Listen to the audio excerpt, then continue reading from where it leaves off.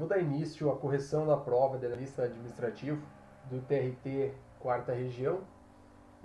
O intuito dessa correção é eu estudar as matérias que caíram nesse concurso, aprofundar um pouquinho mais nos estudos dessas disciplinas e, se possível, também ajudar alguns outros concurseiros que tenham dificuldade alguma ou não encontrar a resolução de alguma dessas questões, que possam, então, nesse vídeo, tirar essas dúvidas.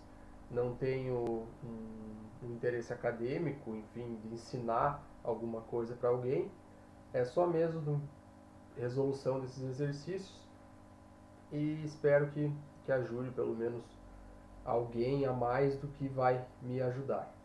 Então vou dar início aqui ao raciocínio lógico matemático. Vou passar por toda a prova.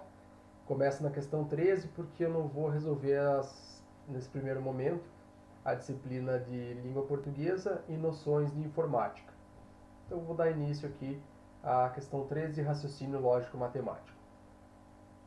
A quantidade de cartuchos de impressora distribuído mensalmente para 3 escritórios, P, Q e R, de uma empresa é diretamente proporcional ao número de impressoras de cada escritório.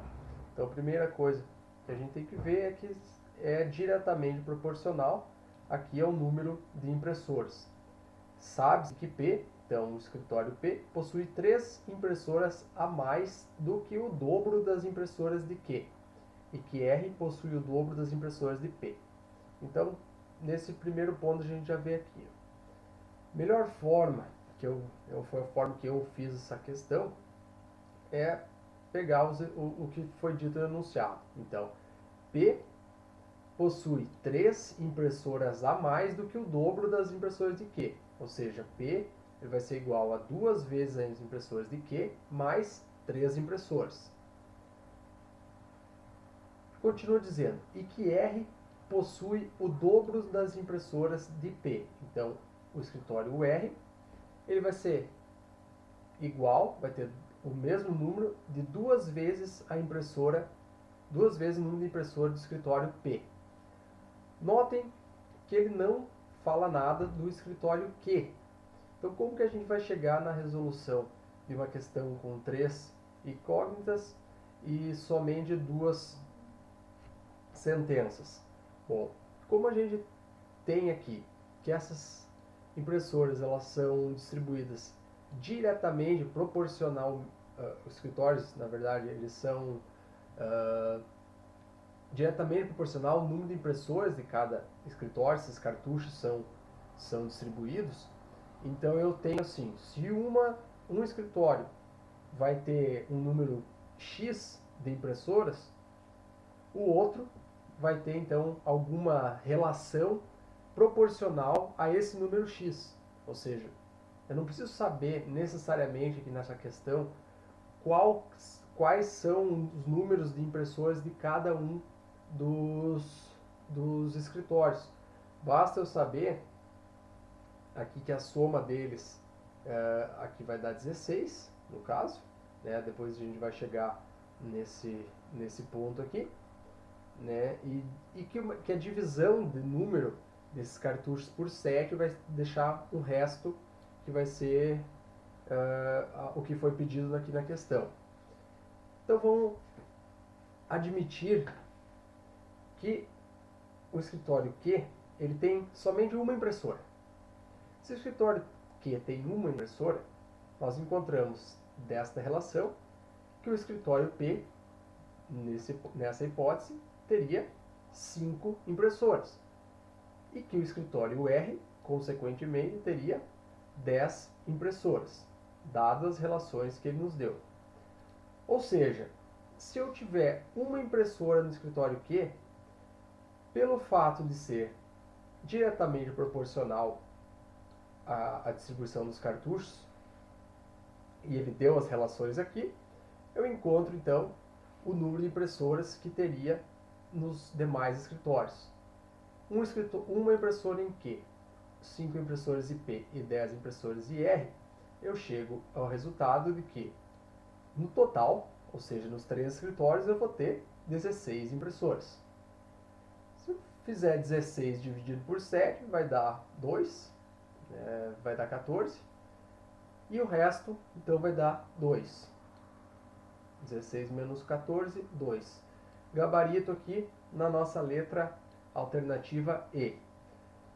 Posso fazer uma prova, vai dar, na verdade vai dar o mesmo resto, mas posso fazer então, admitir que no escritório Q tenha não uma, mas duas impressoras.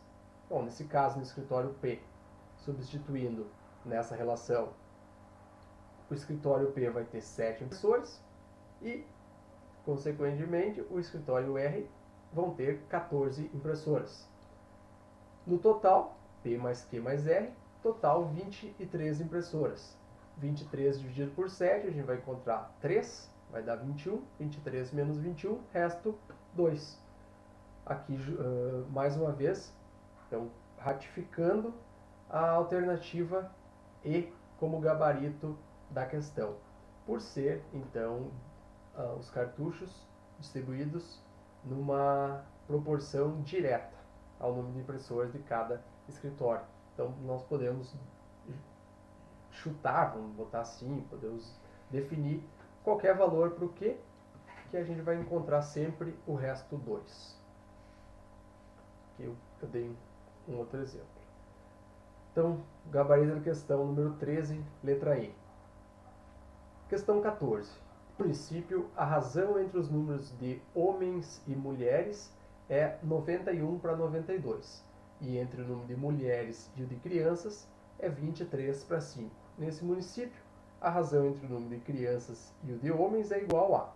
Bom, ele começa aqui dando, então, a razão entre o número de homens. O que é razão? É uma divisão. Então, homens dividido por mulheres vai ser igual a 91 dividido por 92. E a outra relação que ele deu é mulheres e crianças, ou seja, a razão de mulheres dividido por crianças vai ser igual a 23 dividido por 5. Dessa primeira equação, nós tiramos que, fazendo a regra de 3, 91M, 91 mulheres, vai ser igual a 92 homens. Então, as mulheres vão ser igual a 92H dividido por 91. Passamos para a segunda equação, e aí nós vamos encontrar que 5M é igual a 23C. E M é igual a 23C sobre 5. O que nos pede aqui, então, essa questão? A razão entre o número de crianças e o número de homens. Então, o que nós queremos, na verdade, encontrar aqui é C dividido por H. É a razão de crianças por homens.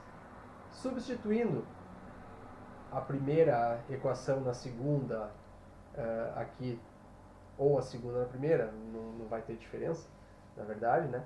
Admitindo M, aqui 92H sobre 91, e substituindo nessa segunda equação, ou admitindo o M igual a 23C dividido por 5 e substituindo na primeira equação, nós vamos chegar, então, numa terceira equação, que vão ter só de incógnitas as crianças e os homens. Como queremos a razão entre crianças e homens, a gente faz mais uma vez a regra de 3, a multiplicação cruzada aqui, e aí faz então o x e a cruzinha aqui.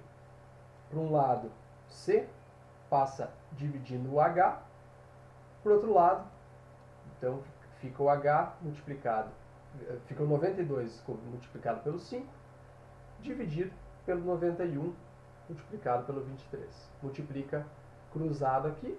Vamos chegar fazendo as simplificações. No gabarito da questão, alternativa A, 20 dividido por 91. Então, a razão entre homens, entre o número de crianças e de homens, é igual a 20 por 91. Alternativa A, gabarito da questão 14. Questão número 15. Em um mesmo ano, no final de fevereiro, foram retiradas 2/9 dos recursos de uma conta bancária. no final de março, foram retirados 3/7 do saldo remanescente, após a retirada de fevereiro. No final de abril, a conta recebeu o depósito equivalente a 4/5 do total das retiradas feitas em março e fevereiro. Então aqui nós temos que fazer e dividindo os períodos aqui, os aportes, enfim, as retiradas, para a gente ver o valor que ele possui no final. Primeiro momento, então, nós vamos ter o valor inicial X, o valor total. Tá? Qualquer que seja esse valor, ele vai ser um X qualquer, que vai ser igual a 100% do recurso. Então, o total vai ser 100% do recurso.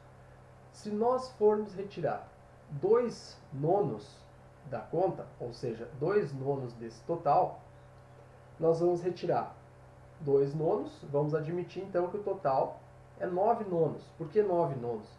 Porque do total, que é 100%, se a gente for pegar para facilitar aqui, né, a questão da regra de 3, 2/9 de 9/9, a gente já obtém aqui então o quanto que foi a primeira retirada e quanto que vai ter sobrado em conta. Fácil pela nossa, não precisar fazer mínimo múltiplo comum, enfim, encontramos então que sobrou em conta 7/9. Retirada número 2. Bom, 3/7 do que sobrou em conta foi o que ele retirou aqui. Foram retirados, no final de março, 3/7 do saldo remanescente. Qual foi o saldo remanescente? Foi 7/9. Então, 3/7 de 7/9 vai ser igual a 3/7 vezes 7/9, que é igual a 3/9. Faz os cortes aqui, né? 3 dividido por 7 vezes 7 dividido por 9, vai cortar os 7, vai ficar 3/9. Vou deixar, posso fazer simplificação aqui para 1/3? Posso, mas vou deixar tudo na base 9, porque vai facilitar a nossa conta no final. Ó, sobrou em conta 7/9, a primeira retirada foi de 3/9, e agora nós vamos contar então com o aporte, que ele fala na questão, que fez um depósito equivalente a 4/5 do total das retiradas. Qual foi o total das retiradas? Bom, primeira retirada nós vimos que foi de 2/9 da conta, a própria questão nos informou. A segunda retirada, que a gente calculou aqui em cima, que foi de 3/9 do que tinha disponível em conta. Ou seja, no total dessa conta já foram retirados 5/9 do total dos recursos. Agora ele diz aqui que houve um aporte, ou seja, houve um depósito, houve um acréscimo de 4/5 deste total de retiradas. Então, 4/5 vezes 5/9, chegamos aqui ao resultado de 4/9. Ou seja, ao final, houve duas retiradas, que totalizaram 5/9, a gente já encontrou, e um aporte de 4/9 do valor total disponível. 5/9 menos 4/9, chegamos à conclusão, então, que a conta teve um decréscimo, ou seja, o total de retiradas foi maior que o valor dos aportes. A gente pode ver aqui. Então, o valor de retiradas foi maior que o valor de aporte em 1/9 do valor. Gabarito, então, aqui, letra B. Houve, ao final do mês de abril, um decréscimo de 1/9 do valor disponível na conta. Questão número 15, gabarito, letra B de bola. Questão número 16. As peças de um jogo estão numeradas com a sequência ordenada dos primeiros números inteiros não negativos. Nesse jogo, sabe-se que. Então, ele dá aqui a numeração de peças de um jogo, que os primeiros números, que a sequência, enfim, vai ser ordenada nos primeiros números inteiros não negativos. Quais que são aqui, então, os números inteiros não negativos? É a primeira coisa que a gente tem que saber. Os não negativos inteiros vai ser aqueles do 0 até o mais infinito, ou seja, 0, 1, 2, 3, 4, 5 e assim por diante. Ele nos coloca na questão algumas regras. Nós vamos partir aqui diretamente para o que a questão pede. De acordo com as regras, as peças do jogo submetidas à regra. Então aqui ele está pedindo, ele vai nos dar as alternativas. Algum conjunto ou alguma regra específica, ou união ou intersecção dessas regras, e vai pedir para nós qual que é a resposta correta. Então aqui, primeiramente, vamos analisar a regra A. As 10 primeiras peças ordenadas devem se submeter à regra A. Quais que são as primeiras 10 peças dessa sequência que a questão nos deu? Vai ser o número 0, 1, 2, 3, 4, 5, 6, 7, 8, 9. Do 0 ao 9 teremos 10 números, que são os primeiros dos números inteiros não negativos. Regra B. As 5 primeiras peças ordenadas de numeração par devem se submeter à regra B. 5 primeiras peças desse conjunto par, então a gente vai encontrar o número 0, 2, 4, 6 e 8. A regra C diz que as 5 primeiras peças ordenadas de numeração ímpar devem se submeter à regra C. Vamos lá, numeração ímpar, 1, 3, 5, 7 e 9. E por fim, a regra D, as 5 primeiras peças ordenadas com numeração de número primo devem se submeter à regra D.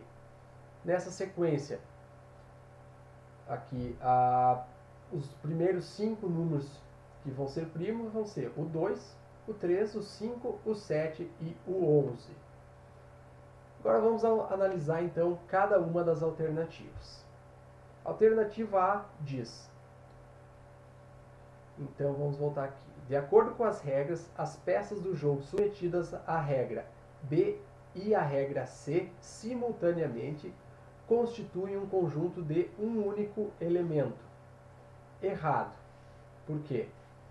Para ele fazer parte da regra B e da regra C simultaneamente, vai ser o conjunto B, da regra B, interseção com o conjunto da regra C. Simultaneamente eles vão tem que estar nesses dois conjuntos. B e C, nós vemos aqui que não tem nenhum elemento em comum. Ou seja, o conjunto aqui que vai pertencer à regra B e à regra C, vai ser um conjunto vazio. Alternativa B, então o grupo aqui vai ser submetido à regra A, também estão submetidas à regra C. Errado. Regra A, também estão submetidos à regra C. Se fosse o contrário, a questão estaria certa, porque todos os elementos que estão contidos na regra C também fazem parte da regra A. Agora, o inverso, que é o que propõe a alternativa, não é verdade, porque alguns elementos da regra A não estão presentes na regra C. Então, na regra A, também estão submetidas à regra D. Pelo mesmo motivo da questão da alternativa anterior, está errado, porque alguns elementos que estão na regra A não fazem parte aqui da regra D. Alternativa D. De acordo com as regras, as peças do jogo submetidas à regra D, regra A, mas não submetidas à regra B, são as mesmas que estão submetidas à regra C. Então vamos lá. Pegamos primeiramente aqueles elementos da regra A. E agora, se nós retirarmos desse conjunto os elementos que estão na regra B, nós vamos tirar o 0, o 2, o 4, o 6 e o 8. Restando neste conjunto os elementos 1, 3, 5, 7 e 9. Justamente os mesmos elementos da regra C. Por esse motivo, Alternativa D é o gabarito da questão número 16. Analisar a última alternativa aqui para a gente ver se realmente está errado. Então, que faz parte da regra A e a regra B simultaneamente constituem um conjunto sem elementos. Ou seja, ele quer saber, está nos dizendo, que a interseção entre A e B é um conjunto vazio. Não. Temos aqui o 0 em comum, temos o 4 em comum, o 6 e o 8 em comum.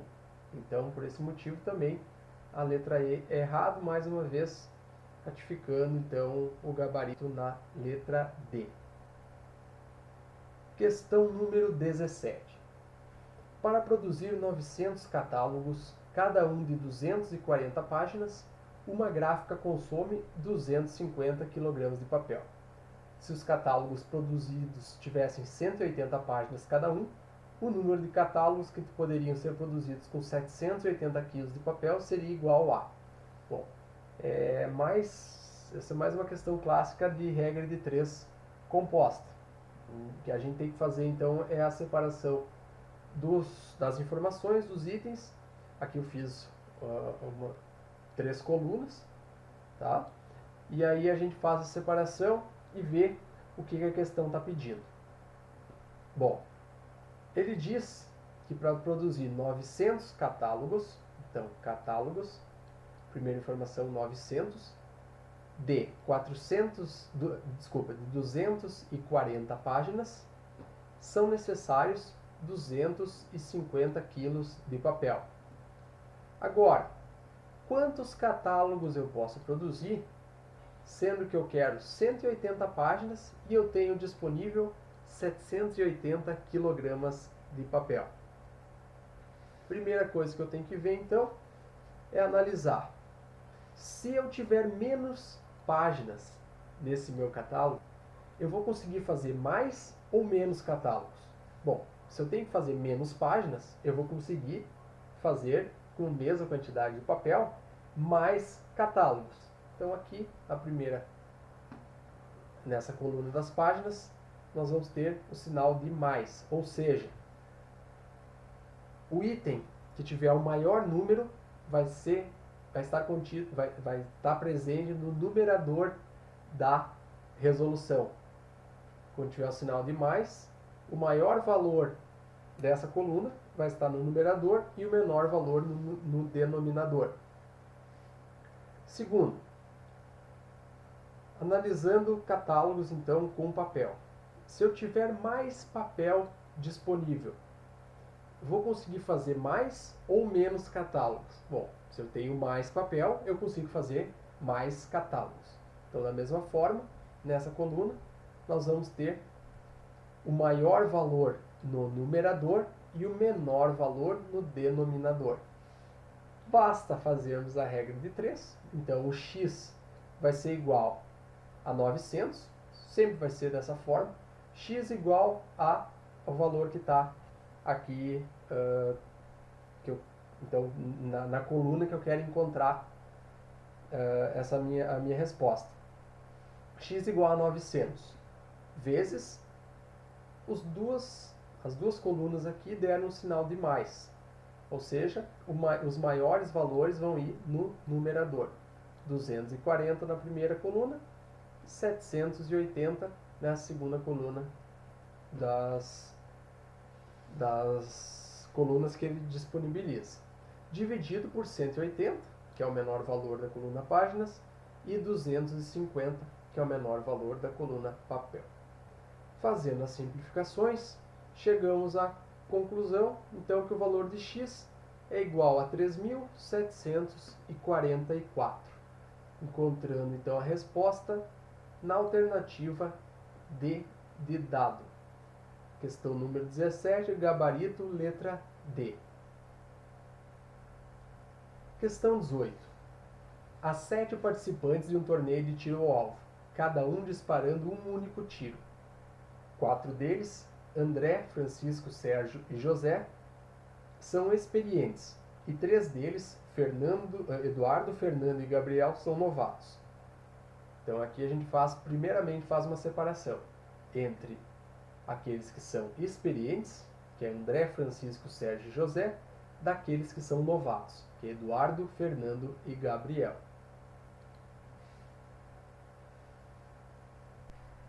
E aí então a questão ela nos dá algumas regras. Para que um novato dispare seu tiro, ele deve ser antecedido e precedido por um atirador experiente.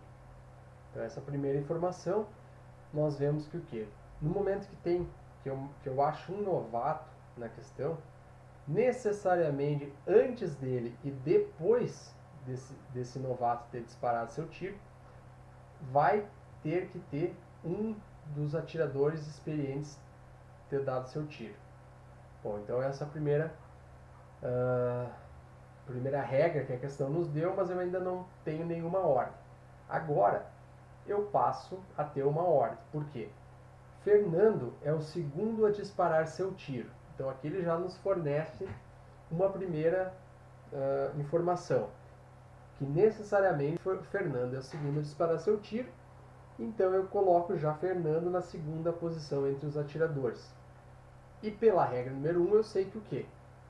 Que o primeiro a atirar e o terceiro a atirar necessariamente vão ser André, Francisco, Sérgio ou José. Um deles. Por quê? Porque eles são os experientes. E antes do Fernando, que é novato, tem que ter um atirador, qualquer um desses atiradores experientes, e depois de Fernando atirar, também vai ter que ter outro atirador experiente dando o seu tiro. Aqui ele coloca outra informação, enquanto que Sérgio é o último atirador experiente a disparar um tiro. Se ele é o último atirador experiente a disparar um tiro, então aqui ele não vai ser nem o primeiro, nem o terceiro, porque ele já disse que ele é o último dos experientes a disparar um tiro. E aqui a gente pode tirar uma outra conclusão. Se Sérgio é o último atirador experiente e depois é um novato, antes e depois é um novato tem que atirar um atirador experiente, a gente chega à conclusão que necessariamente Sérgio ele vai ser o último atirador dentre todos a atirar. Terceira informação que a questão nos dá é que Francisco vai disparar antes do que José dispara seu tiro, mas depois de que André dispara seu tiro. Aqui nós já chegamos à ordem. Por quê? Primeiro atirador, nós chegamos à conclusão que é André. Se Francisco dispara antes do que José dispara o seu tiro, mas depois do que André, então André vai ser o primeiro a atirar entre os experientes. Sabemos que Fernando é o segundo a disparar seu tiro. Então, marcamos Fernando como segundo. Antes dele, necessariamente tem que ser um atirador experiente. Sérgio não é, porque Sérgio a gente já chegou à conclusão que ele é o último. E na última ele diz que Francisco, então ele vai ser o segundo experiente a atirar, porque depois dele vai ter José e por último Sérgio. E o primeiro vai ser André. Como a gente sabe que antes de um atirador novato, que é o Fernando, tem que ter um experiente, então esse experiente aqui é o André. E depois dele vai ser o Francisco, porque Francisco vai disparar antes que José, mas depois de André. Francisco então foi o terceiro atirador. Aqui nós vamos ter, então, intercalando os experientes, nós vamos ter outro atirador novato, e aí voltamos a ter um atirador experiente, que necessariamente vai ser José, porque Francisco ele vai disparar o tiro depois do André, mas antes de José. E como o Sérgio é o último, então aqui nós temos as posições, sendo que os dois novatos, que vai ser o quarto e o sexto a atirar, vai ser o Eduardo ou o Gabriel, vão ser o quarto atirador, um deles vai ser o quarto atirador, e o sexto atirador também vai ser Eduardo ou Gabriel. Mas a gente não consegue pelo que fornece a questão, definir se o Eduardo é o quarto a atirar ou ele é o sexto a atirar. A mesma coisa com o Gabriel. Não conseguimos definir se ele é o quarto atirador ou o sexto atirador. Nós só sabemos que um desses dois novatos tem que atirar, tem que ser o quarto e o sexto a atirar. Então, dentre as alternativas, aqui, ele pede as opções que não é necessariamente correto, ou seja, ele busca aquela alternativa errada, e ele diz: José dispare seu tiro entre Eduardo e Gabriel. Então a gente tem aqui Eduardo e Gabriel, ou Gabriel e Eduardo, a gente não sabe ainda, mas necessariamente José vai ser aquele que vai estar entre esses dois disparos. Então essa alternativa é correta, não é a alternativa que nós vamos marcar. Gabriel dispara seu tiro depois de Fernando. Gabriel dispare seu tiro depois de Fernando. Nós temos aqui que essa é uma alternativa que está correta. Por quê? Fernando é o primeiro entre os novatos a disparar.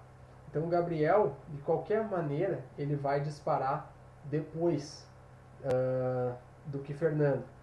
Aqui até assim, se a gente for analisar bem, né, tem que cuidar, porque a questão de dispare seu tiro depois de Fernando.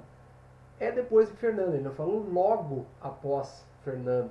Então, não é assim, não, depois do Fernando foi o Francisco, então tá errado essa questão. Não. Depois do Fernando, todos esses atiradores, eles vão ter disparado depois de Fernando. Alternativa C. Sérgio dispare. Então, não é verdade que Sérgio dispare seu tiro depois de todos os atiradores novatos. Tá certo. Essa questão tá certa porque Sérgio é o último a atirar, o último dentre todos. Então, o Sérgio, ele vai sim disparar seu tiro depois de todos os novatos. Letra D. Fernando é o primeiro novato a disparar o tiro. Correto também. Fernando vai ser o segundo atirador a dar o tiro, o primeiro entre os novatos. Letra E. Eduardo dispara seu tiro antes do que José. Bom, aqui a gente já viu que o Eduardo pode ser o quarto atirador ou ele pode ter sido o sexto atirador. A questão não especificou qual que é a posição, a gente não tem como chegar a essa conclusão. Então essa aqui é o gabarito da questão, porque não é possível afirmar com certeza que o Eduardo vai disparar seu tiro antes de José, porque ele pode também ter disparado logo após José. Então o gabarito da questão número 18, alternativa E. Questão 19. Maria teve seu primeiro filho no dia 24, em que completou 24 anos. E exatamente 4 anos depois teve seu segundo filho. Em 2014, logo após o aniversário de Maria e seus 2 filhos, as idades dos 3 somavam 53 anos. Sendo assim, o nascimento de Maria é... Bom, aqui eu fiz então essa questão seguindo então a historinha que é contada na questão. No momento que nasce o primeiro filho, a Maria tem 24 anos. O primeiro filho acabou de nascer e tem 0 anos. E o segundo filho aqui nem existe. Né? Ainda ele não nasceu. O total das idades somados dos 3 vai ser 24 anos de Maria, mais 0 do primeiro filho, mais então 0 do segundo que nem existe. Total 24 anos. 4 anos após o nascimento do primeiro filho, nasce o segundo. Então, quando nasce o segundo, passaram-se 4 anos, Maria vai ter 28 anos. O primeiro filho, que tinha 0, fez 4 anos. E aí nasceu o segundo filho, então ele tem 0 anos. Total da idade dos 3, 32 anos. Vamos continuar a história. Passou mais 4. Aqui é só para a gente seguir para a questão de cálculo, tá? Porque se ele diz que somos 53, eu cheguei na data, então, enfim, que eles somaram 53 anos, e aí eu cheguei ao ano de nascimento de Maria. Se nós formos continuar, mais 4 anos. Bom, Maria vai ter 32 anos. O primeiro filho, que tinha agora 4, vai ter 8. E o segundo filho que tinha nascido, vai ter 4 anos. Total, 44. Bom, a questão diz que eles somam 53 anos. Então, vai ter que ter passado mais tempo para eles chegarem nessa soma de idade de 53 anos. Passado mais 3 anos, Maria vai ter 32 mais 3, 35 anos. O primeiro filho vai ter 8 anos mais 3, 11 anos. O segundo filho vai ter 4 anos mais 3, 7 anos. Total, 53 anos de idade. Ou seja, Maria, em 2014, que é a data aqui que ele diz que a idade dos 3 somados vai ser 53 anos, Maria vai ter 35 anos nessa data de 2014. Logo, o nascimento dela vai ter ocorrido em 1979, que é 2014, o ano que a idade dos 3 soma 53 anos, menos 35 anos, que é a idade de Maria. Gabarito, então, da questão número 19, letra E, de Equador. Última questão de raciocínio lógico matemático. Em uma prova de múltipla escolha com 30 questões sobre legislação de trânsito, cada resposta correta vale 4 pontos. Cada resposta incorreta vale menos 1 ponto. E cada resposta em branco vale 0 ponto. Priscila fez essa prova e obteve 82 pontos. Na prova de Priscila, para cada resposta em branco, havia 3 respostas corretas. Sendo assim, a quantidade de questões que Priscila acertou em sua prova foi igual. Bom, aqui eu comecei com uma série, então, de, entre aspas, chutes, para tentar adivinhar, então, o número de acertos que ela poderia ter feito, respeitando essa relação que a questão deu, de que cada resposta correta, cada resposta em branco que ela deixou na prova, ela acertou 3 respostas. Então, ela teve uma resposta em branco para cada 3 corretas. Como a prova tinha 30 questões e cada resposta correta tem 4 pontos, a Priscila ela deveria ter acertado mais do que 20 questões, pelo menos. Por quê? 82 pontos, que foi o que ela fez, dividido por 4 pontos, que é o valor de uma resposta correta, nós chegamos à resposta de 20,5, ou seja, ela acertou 20 questões e meia na prova, mas não existe, a gente sabe que não existe 20 questões e meia. Então, a gente chega à conclusão que a Priscila ela acertou algumas questões e ela errou algumas questões também e outras deixou em branco. Então vamos começar aqui num chute. Sabemos que tem que ser maior que 20, vamos começar com 21. Se ela teve 21 acertos vezes 4 pontos, ela chegou a 84 pontos, somando as questões corretas. A questão nos informa que ela deixou, para cada 3 questões corretas, ela deixou uma em branco. Ou seja, se ela fez 21 acertos, ela deixou 1/3 desses acertos em branco. Ou seja, ela deixou 7 questões em branco. 21 questões mais 7 questões, chegamos a 28 questões da prova. E aí, se a prova tem 30 questões no total, e a gente já chegou a 28 entre acertos em branco, significa que a Priscila errou 2 questões. E foi realmente isso que aconteceu, porque ela fez 84 pontos, menos os 2 pontos aqui das questões erradas, chegamos a 82 pontos, gabarito da questão, então, letra A. Priscila teve 21 acertos. Se nós não chegássemos, vamos dizer que não era essa a resposta, e a gente quisesse, então vai partir para o próximo número de acerto. 22 acertos vezes 4 pontos, nós vamos chegar à pontuação então de Priscila, aqui no número de acertos, tá? Que vai dar 88 pontos. E aí nós vamos partir então. Se ela fez 22 acertos e ela deixa 1/3 dessas questões em branco. 1/3 de 22, então 1/3 de 22, nós não chegamos a uma resposta exata. Então não temos essa possibilidade. A mesma coisa acontece com 23 acertos. Nós não temos a possibilidade de ter questões em branco no número exato. Agora, 24 acertos, sim. Ok. Se a Priscila tivesse 24 acertos, ela teria feito 24 acertos vezes 4, né, vezes 4 pontos, que é o valor da questão correta. Ela teria feito, nesse caso, um total de 96 pontos. Se ela deixou 1/3 dessas questões, das questões em branco, ela vai ter deixado 8 questões em branco, que é 1/3 de 24 acertos.